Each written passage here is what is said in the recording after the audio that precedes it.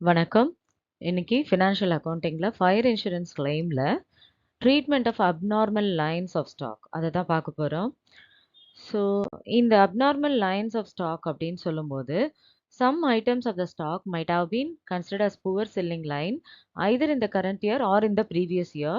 A part of the might be have been written off. Later on, such goods might have been sold partly or fully at a loss or at cost. It is essential to eliminate the effect of abnormal items on the gross profit ratio and also in the memorandum trading account. So the memorandum trading account calculate gross profit on normal sales alone. For this purpose, separate columns are open showing normal, abnormal and total. So fire insurance claimல நம்ம என்ன பண்றோம் அப்படின்னாக்கா, இந்த abnormal lines of ஸ்டாக்குக்கு அந்த டைம்ல நம்மளுக்கு எவ்வளோ claim வந்து நம்ம இன்சூரன்ஸ் கம்பெனி கிட்டேருந்து வாங்க முடியும் அப்படின்றத கால்குலேட் பண்ண போறோம். ஸோ இதில என்ன சொல்ல வராங்க அப்படின்னு சொன்னாக்கா, சில நேரத்தில அந்த கூட்ஸ் வந்து ஸ்டாக் வந்து என்ன ஆயிருக்கும், ஒரு ஒழுங்காவே சேல் ஆயிருக்காது. லோ டிமாண்டா இருந்திருக்கலாம். ஸோ அந்த மாரி இப்போ கரண்ட் இயர்லயோ இல்ல ப்ரீவியஸ் இயர்லயோ இருக்கும். அந்த டைம்ல அ அத என்ன பண்ணணும், அத வந்து ஒரு பார்ட் ஆஃப் இட்டாவது நம்ம என்ன பண்ணணும், ரிட்டர்ன் ஆஃப் பண்ணிடணும். அப்புறமா கடைசியில கொஞ்சம் கொஞ்சமா அந்த கூட்ஸ வந்து ஃபுல்லாவோ, இல்ல பாதி பாதியாவோ சேல் பண்றோம். எதுல லாஸா இருந்தாலும் பரவால்ல, இல்ல காஸ்ட் பிரைஸ்லயே பண்ணாலும் பரவால்ல. ஸோ இந்த மாரி அதுல அந்த அப்நார்மல் லைன் ஆஃப் அந்த ஸ்டாக்ல நம்ம என்ன பண்ணி ஆகணும், எலிமினேட் பண்ணி ஆகணும். கிராஸ் ப்ராஃபிட் ரேஷியோல இருந்து. ஸோ அதுக்கு நம்ம என்ன பண்றோம், மெமரண்டம் ட்ரேடிங் அக்கவுண்ட்லயும் அத வந்து எலிமினேட் பண்ணி ஆகணும். ஸோ நம்ம என்ன பண்றோம், மெமரண்டம் ட்ரேடிங் அக்கவுண்ட்ல அ அந்த அதாவது கிராஸ் ப்ராஃபிட் அந்த எலிமினேட் பண்றதுக்கோசரம் நார்மல் லைன் ஆஃப் சேல் எவ்வளோ, அப்நார்மல் லைன் ஆஃப் சேல் எவ்வளோ அப்படின்றத தனித்தனியா கால்குலேட் பண்ணிட்டு, அதுல உள்ள அந்த அப்நார்மல் ஐட்டம்ஸ வந்து நம்ம என்ன பண்ணிர்றோம், ப்ராஃபிட்லேருந்து எடுத்து விட்டுட்டு, நம்ம எவ்வளோ கிளைம் அப்படின்றத தான் கண்டுபிடிக்க போறோம். ஓகேவா? ஸோ ஒரு சம் மூலமா பார்க்கலாம். On 15/9/92, the premises of a concern were destroyed by fire, but sufficient records were saved. Okay. So அதில என்ன சொல்ல வராங்க அப்படின்னு சொன்னா, ஃபயர் ஆயிருக்கு. ஆனா, ஒரு சில ரெக்கார்ட்ஸ மட்டும் அவங்க வந்து ரெக்கவர் பண்ணி வச்சுட்டாங்க அப்படின்ற மாரி சொல்லியிருக்காங்க. அண்ட் தென் வந்து பார்த்தீங்கன்னாக்கா, சில இன்ஃபர்மேஷன் தே ஹவ் கிவன். ஒண்ணு வந்து பார்த்தீங்கன்னா, ஸ்டாக் அட் காஸ்ட் வந்து 73,500 ஓப்பனிங் ஸ்டாக், குளோசிங் ஸ்டாக் குடுத்துருக்கு. பர்ச்சேஸஸ் அந்த இயர் குடுத்துருக்கு. சேல்ஸும் அந்த இயர் குடுத்துருக்கு. அதே மாரி பர்ச்சேஸஸும், சேல்ஸும் ஃபயர் அக்கர் ஆனது அந்த டேட் வரைக்கும் சில இன்ஃபர்மேஷன் குடுத்துருக்கு. ஸோ ஃபர்ஸ்ட்டு எப்பவும் போல நம்ம என்ன பண்றோம், கிராஸ் ப்ராஃபிட் ரேஷியோ கால்குலேட் பண்ணணும் அப்படின்றதுக்கோசரம் ட்ரேடிங் அக்கவுண்ட் ப்ரிப்பேர் பண்றோம். ஸோ அப்போ ரைட் ஹேண்ட் சைட்ல பார்த்தீங்கன்னா, ட்ரேடிங் அக்கவுண்ட் அதில பர்ட்டிகுலர்ஸ் அமௌண்ட் காலம். இந்த பக்கம் கிரெடிட்லயும் particulars amount column. So debit சைட்ல பார்த்தீங்கன்னா, first to opening stock 73,500, to purchases வந்து 3,89,000 அண்ட் கிரெடிட் சைட்ல பை சேல்ஸ் வந்து 4,87,000. க்ளோசிங் ஸ்டாக் பார்த்தீங்கன்னா, 79,600 நம்மளுக்கு சம்ல குடுத்துருக்கு. அதுல என்ன குடுத்துருக்காங்க பாருங்க, running இன்ஃபர்மேஷன்ல valuing the stock for the balance sheet at 31,392, 2,300 had been written off. Certain stock which was poor selling line. Okay. அதோட காஸ்ட்டும் குடுத்துருக்கு. ஸோ இதில ஸ்டாக் ரிட்டர்ன் ஆஃப் எவ்வளோ வேல்யூ குடுத்துருக்கு? 2,300. அப்போ மொத்தமா எவ்வளோ க்ளோசிங் ஸ்டாக் இருந்திருக்கும்? அப்படின்றத தான் நம்ம இந்த இடத்துல கால்குலேட் பண்றோம். ஓகேவா? ஸோ அப்படி கால்குலேட் பண்ணும்போது 81,900. ஓகே. க்ளோசிங் ஸ்டாக் வந்து மொத்தமா 81,900 இருக்கணும். ஆனா, என்ன க்ளோசிங் ஸ்டாக் நம்மளுக்கு குடுத்துருக்காங்க அப்படின்னு சொன்னா 79,600 குடுத்துருக்காங்க. ஸோ அந்த சென்டென்ஸ்ல தான் நம்மளுக்கு இன்ஃபர்மேஷன் குடுத்துருக்காங்க. ஒரு புவர் செல்லிங் லைன்ல டிமாண்ட் கம்மியா இருந்ததுனால, அந்த 2,300 வொர்த் ஆஃப் அந்த ஸ்டாக்க வந்து ரிட்டர்ன் ஆஃப் பண்ணியிருக்காங்க அப்படின்னு சொல்றாங்க.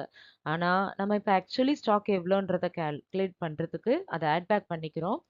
அப்ப என்ன ஆகும் நம்மளுக்கு கிராஸ் ப்ராஃபிட் வந்து உங்களுக்கு அந்த இடத்துல என்ன ஆகும்? கொஞ்சம் அதிகமா காமிக்கும் இல்லையா? ஸோ ஸ்டாக் அதிகமா இருக்கும்போது நம்மளோட கிராஸ் ப்ராஃபிட் அந்த இடத்துல எவ்வளோன்றத பார்க்க போறோம் இப்போ.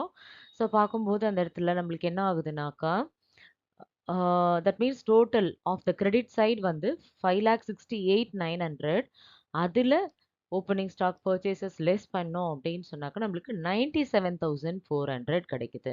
ஓகேவா? ஸோ நம்மளோட ப்ராஃபிட்டும் இந்த இடத்துல ஸ்டாக் அதிகமாகும்போது அந்த இடத்துல நம்மளுக்கு என்ன ஆயிருக்கு அந்த இடத்துல ப்ராஃபிட்டும் அதிகமா காமிக்குது அந்த இடத்துல. ஓகேவா? ஸோ இப்போ cross profit ratio find out பண்ணுறோம். நம்மளுக்கு இப்போ அது பிரச்சனை கிடையாது. இந்த இடத்துல என்ன பண்ணி ஆகணும்? Cross profit ratio find out பண்ணி ஆகணும். ஸோ 97,400 டிவைடட் பை 4,87,000 இன்டூ 100 பண்ணோன்னா நம்மளுக்கு 20% கிடைக்குது. ஸோ கிராஸ் ப்ராஃபிட் ரேஷியோக்கு 97,400 டிவைடட் பை 4,87,000 இன்டூ 100 பண்ணோன்னா 20%. ஸோ எதுக்கோசரம் இந்த கிராஸ் ப்ராஃபிட் ரேஷியோ அப்படின்னா மெமரண்டம் ட்ரேடிங் அக்கௌண்ட்டில் till the date of fire வரைக்கும் தான் நம்ம மெமரண்டம் ட்ரேடிங் அக்கௌண்ட் ப்ரிப்பேர் பண்ணுறோம். அப்போ கிராஸ் ப்ராஃபிட்டை போட்டுட்டோம்னாக்கா அந்த கிரெடிட் சைடில் நம்மளோட பேலன்ஸ் வந்து stock on the date of fire கிடச்சிடும். ஓகேவா? அந்த பர்பஸ்க்கோசரம் தான் நம்ம கிராஸ் ப்ராஃபிட் ரேஷியோவை கால்குலேட் பண்ணுறோம். ஸோ இந்த ஸ்டாக்கை வந்து நம்ம வேல்யூ ஆட் பண்ணி போடுறதுனால நம்மளோட ப்ராஃபிட் என்ன ஆகுது அந்த இடத்துல? இப்போ அதாவது ஆக்சுவலி நம்ம போடலை அப்படின்னு சொன்னாக்கா ப்ராஃபிட் குறைஞ்சிரும். ஆனால் இப்போ நம்ம ஆட் பேக் பண்ணுறதன் மூலமாக அந்த ப்ராஃபிட் என்ன ஆகுது இந்த இடத்துல 97,400 அப்படின்னு காமிக்குது. செக் பண்ணி பார்த்தீங்கன்னா தெரியும். அண்ட் தென் இப்போ மெமரண்டம் ட்ரேடிங் அக்கௌண்ட்டில் பார்த்தீங்க அப்படின்னு சொல்லும்போது first information to opening stock எவ்வளோ அப்படின்னாக்கா அதாவது டோட்டலாக நம்ம என்ன பண்ணுறோம் நம்மளோட க்ளோசிங் ஸ்டாக்கில் பாருங்கள் 81,900 இருக்கா? நம்மளோட சம்மில் என்ன சொல்லியிருக்கு செக் பண்ணுங்க. இந்த சென்டென்ஸில் அதாவது 2,300க்கு ரிட்டர்ன் ஆஃப் பண்ணிடுறான். அதுக்கப்புறமா which was a poor selling line having cost rupees எவ்வளோ சொல்லிடுறாங்க? 6,900. ஸோ அந்த 6,900க்கு அப்நார்மல் அந்த ஐட்டம்ஸ் அந்த ஓப்பனிங் ஸ்டாக்ல உள்ள ஐட்டம்ஸ் இருக்கு. ஓகேவா? அதோட ஒர்த்தை தான் அவங்க 2,300க்கு அவங்க வந்து என்ன பண்ணிடுறாங்க? ரிட்டர்ன் ஆஃப் பண்ணிடுறாங்க. ஓகேவா? அதனால சப்போஸ் இன் கேஸ் அது ரிட்டர்ன் ஆஃப் ஆகலைன்னா நம்மளோட மொத்தமாக எவ்வளோ வந்திருக்கும் அந்த இடத்துல 81,900. பட் இப்போ ஆக்சுவலி நார்மல் எவ்வளோ 75,000 தான். டோட்டல் அந்த க்ளோசிங் ஸ்டாக்லேருந்து 81,900லேருந்து அப்நார்மல் அந்த ஸ்டாக்கோட காஸ்ட் எவ்வளோ 6,900 அதை லெஸ் பண்ணோன்னா 75,000. பர்ச்சேசஸ் பார்த்தீங்கன்னா நம்மளுக்கு கொடுத்துருக்கு அந்த டில் த டேட் ஆஃப் ஃபயர் 1,62,000 அதை போட்டாச்சு. அடுத்தது கிராஸ் ப்ராஃபிட் போடுறதுக்கு முன்னாடி சேல்ஸை அப்லோட் பண்ணிடலாம். பை சேல்ஸ் பார்த்தீங்கன்னா எவ்வளோ இருக்குது அந்த இடத்துல கீழே ஒரு ஒர்க்கிங் போட்டிருக்கேன் செக் பண்ணுங்கள். டோட்டல் சேல்ஸ் வந்து நம்மளுக்கு வந்து டில் த டேட் ஆஃப் ஃபயர் எவ்வளோ கொடுத்துருக்கு 2,31,200. ஓகேவா? அதில் அவங்க என்ன சொல்கிறாங்க அதாவது அப்நார்மல் சேல்ஸ் அப்படின்னு சொல்லும்போது எவ்வளோ சொல்லியிருக்காங்க அந்த இடத்துல 3,450 அப்படின்றது வந்து பார்த்தீங்கன்னா portion of these goods was sold in June at a loss of 250 on the original cost of 3,450. Original cost வந்து பார்த்தீங்கன்னா 3,450. எவ்வளோ ரூபாய்க்கு விற்றுருக்காங்க அந்த இடத்துல 250 ருபீஸ் கொடுத்துருக்காங்க. ஸோ ரிமைனிங் எவ்வளோ அந்த இடத்துல அப்நார்மல் சேல்ஸ் 3,200. ஓகேவா? அப்போ நார்மல் சேல்ஸ் எவ்வளோ வரும் 2,28,000. ஸோ கீழே கொடுத்துருக்குற இன்ஃபர்மேஷனை பேஸ் பண்ணி தான் நம்ம சேல்ஸ் காலமை இங்கே ஃபில் பண்ணிட்டு இருக்கோம். ஸோ டோட்டல் சேல்ஸ் வந்து பார்த்தீங்கன்னா 2,31,200. அதில் என்ன சொல்லியிருக்கு அப்நார்மல் சேல்ஸை பொறுத்த வரைக்கும் 3,450 ஒர்த் ஆஃப் கூட்ஸ் வந்து சேல் பண்ணியிருக்கு. ஒரிஜினல் காஸ்ட் சேல் பண்ணியிருக்கு. ஆனால் லாஸில் 250 லாஸில் அப்படின்னா எவ்வளோ ரூபாய்க்கு சேல் பண்ணியிருக்காங்கன்னாக்கா 3,200க்கு சேல் பண்ணியிருக்காங்க. ஸோ ரிமைனிங் பார்த்தீங்கன்னாக்கா 2,28,000 அதை போட்டாச்சு. இப்போ நம்ம என்ன பண்ணுறோன்னா கிராஸ் ப்ராஃபிட் ஃபைண்ட் அவுட் பண்ணுறதுக்கு சேல்ஸை இந்த இடத்துல பேஸாக வச்சுக்கிறோம். 2,28,000 இன்டூ 20% எவ்வளோ கிடைக்குது 45,600. ஓகேவா? தென் கிராஸ் லாஸ் அப்படின்னு சொல்லியிருக்கு இல்லையா அந்த 250 அதை நம்ம இந்த இடத்துல ரெக்கார்ட் பண்ணோம் இல்லையா? அதனால சேல்ஸு கீழே அதை போட்டுடுறோம். பை கிராஸ் லாஸ் போட்டு 3,450 உள்ள கூட்ஸ் வந்து எவ்வளோ ரூபாய்க்கு விற்றுருக்கு 3,200. அதனால தான் அப்நார்மலில் 3,200 போட்டோம். அதனால லாஸ் எவ்வளோ 250. ஓகேவா? ஸோ அடுத்தது இப்போ நம்ம கிராஸ் ப்ராஃபிட்டும் போட்டாச்சு. இப்போ கிரெடிட் சைடில் அந்த டிஃப்ரென்ஸ் டோட்டல் பார்த்தீங்கன்னா டெபிட் சைடில் 2 லேக் நார்மல் காலத்தில் 2,82,600 வருது. அப்நார்மல் எவ்வளோ வருது 6,900 வருது.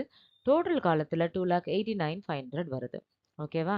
ஸோ இப்போ வந்து நம்மளோட கிரெடிட் சைடில் அந்த என்ன அந்த டிஃப்ரென்ஸ் வந்து பார்த்தீங்கன்னா என்ன missing information stock on the date of fire. So அந்த டிஃப்ரென்ஸ் பார்த்தீங்கன்னா நார்மல் காலத்தில் எவ்வளோ வருதுன்னா 54,600 வருது.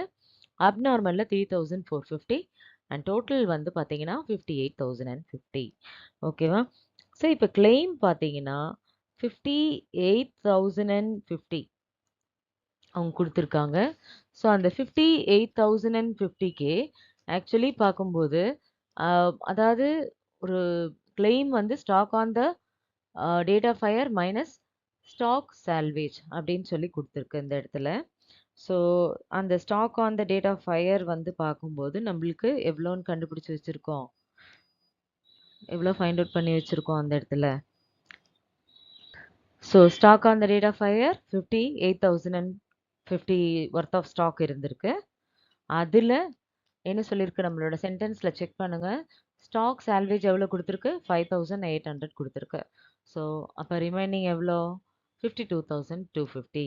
That is the amount of claim company can recover from the insurance company. புரிஞ்சுதா? ஸோ அப்நார்மல் லைன் ஆஃப் ஸ்டாக்ல நம்மளுக்கு ஃபயர் இன்சூரன்ஸ் கிளைம்ல சம் கேட்டால் இப்படி தான் போடணும்.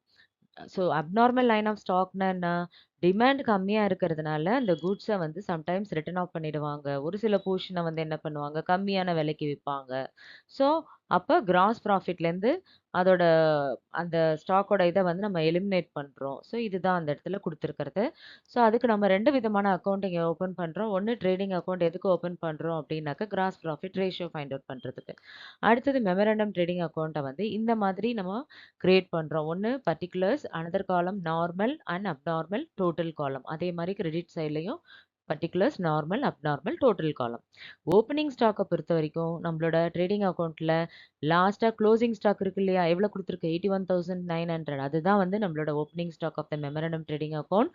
பட் இதில் என்ன சொல்லியிருக்காங்கன்னா 6,900 ஒர்த் ஆஃப் கூட்ஸ் வந்து ரிட்டர்ன் ஆஃப் ஆகுது அப்படின்னா ஓப்பனிங் ஸ்டாக்ல எவ்வளோ இருக்கும், 75,000 இருக்கும். பர்ச்சேசஸ் அவங்களே கொடுத்துட்டாங்க. கிராஸ் ப்ராஃபிட் ஆன் சேல்ஸில் நம்ம ஃபைண்ட் அவுட் பண்ணுறோம். அதுக்கு முன்னாடி சேல்ஸில் பார்த்தீங்கன்னா நம்மளுக்கு டோட்டல் சேல்ஸ் வந்து 2,31,200 கொடுத்துருந்தாலும் அதில் அப்நார்மல் லைன் ஆஃப் ஸ்டாக்கை வந்து நம்ம என்ன பண்ணிடுறோம், அந்த இடத்துல சேல் பண்ணுறதுனால எவ்வளோ ரூபாய்க்கு சேல் பண்ணுறாங்க, 3,200. அதுக்கு லாஸ் எவ்வளோ வருதுன்னா 250. அதை தனியாக ரெக்கார்ட் பண்ணிவிட்டு மிச்சம் உள்ள நார்மல் சேல்ஸ் வந்து 2,28,000. ஸோ நார்மல் சேல்ஸுக்கு தான் நம்மளால் என்ன பண்ண முடியும், கிராஸ் ப்ராஃபிட் ரேஷியோ போட்டு அதில் தான் நம்ம 45,600 அப்படின்றது கிராஸ் ப்ராஃபிட் ஃபைண்ட் அவுட் பண்ணுறோம்.